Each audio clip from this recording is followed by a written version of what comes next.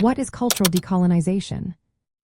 Have you ever wondered how cultures can reclaim their identities after being suppressed? Cultural decolonization is a fascinating process that addresses this very question. It focuses on revitalizing cultural identities, practices, and knowledge systems that colonial powers have distorted or erased. This journey is about more than just political independence. It tackles the ongoing effects of colonialism in cultural and social realms. At its heart, cultural decolonization aims to recover what is authentically non-Western. This includes indigenous art, languages, philosophies, and ways of life that colonialism sought to marginalize. It empowers communities that have faced oppression to express their identities on their own terms. This means supporting marginalized artists and funding research that centers on indigenous knowledge. It also involves promoting cultural initiatives that resist censorship and authoritarian control.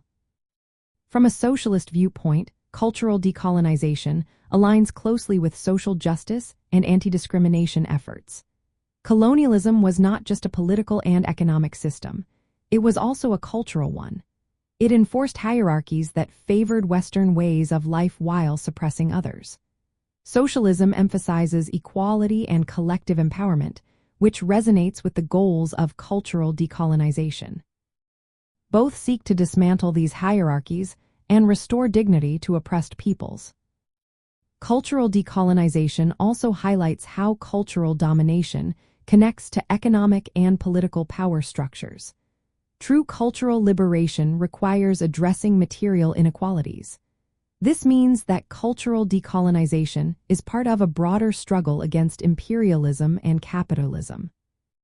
Practical applications of cultural decolonization include promoting education systems that teach indigenous histories instead of colonial narratives. Community-based cultural projects can help revive traditional languages, crafts, and rituals. Media and artistic industries are encouraged to include voices from formerly colonized peoples. Policies that redistribute resources to marginalized groups can enable cultural flourishing. In summary, cultural decolonization is a transformative process that celebrates the cultural sovereignty of oppressed peoples. It challenges the lingering effects of colonialism in culture and society.